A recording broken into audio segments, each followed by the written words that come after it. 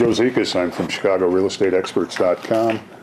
I'm sitting in the offices of Lino Darchun. I try to give as much advice as I possibly can based on fact as far as a building is concerned. I always insist, and this is another aspect, getting back to the question that you were raising, why I won't say, well, tell a client just to go ahead and buy in a particular building. I want them to find out from the management company, perhaps from the board, what the history of the building is, what the future is, whether there's a special assessment on the way. These are things that I want them to know so that they can make their purchase with their eyes completely open. This is not a level of detail that real estate agents typically get into, from my experience. Sad to say, Joe, I agree with you entirely. A good example, by the way, would be that of inspections. I'm a big believer, strong believer in hiring a well-known, qualified American Society of Home Inspector, ASHI qualified home inspector, to inspect anything from a condo to a multi-unit home, because there are things that they will see about the property that even with my experience or with my buyer's experience, they won't be able to notice.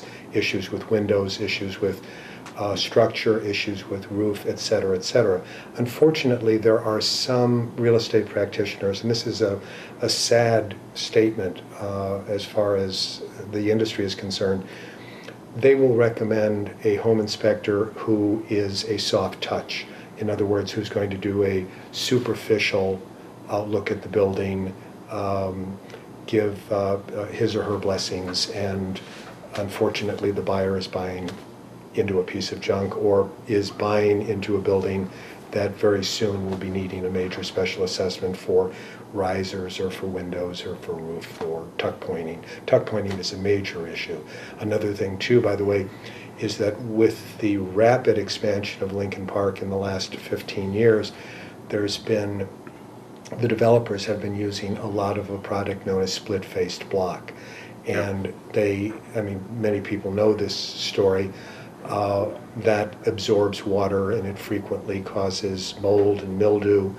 And it took the city and the developers a few years to determine this, and in that time, fortunately, sealants were developed.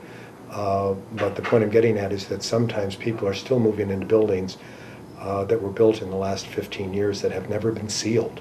And the likelihood of mold and mildew is very, very likely. So again, I want to make certain... Which means expensive special assessments down the line. Extremely expensive.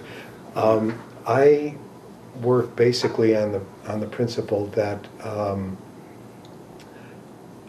I work strictly with referrals. 100% of my business are referrals, and I cannot maintain that level of good fortune unless I've given my previous buyers and sellers good advice.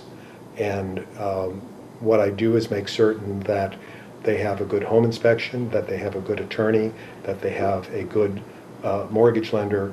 Again, I have lists of preferred home inspectors, preferred lenders, preferred attorneys, and try to give as much good information to a buyer as possible so that he or she can make a informed decision.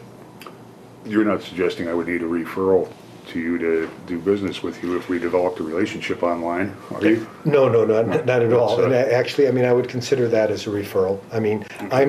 Candidly, I'm not sitting here because I'm a newbie to the business here. I'm sitting here because... And I didn't ask you to sit here because thinking that you needed to troll for business. I would like to think that 22 years of sustained success in this industry has put me in front of this camera. Candidly, I asked you because you're somebody who presents a great face for the industry.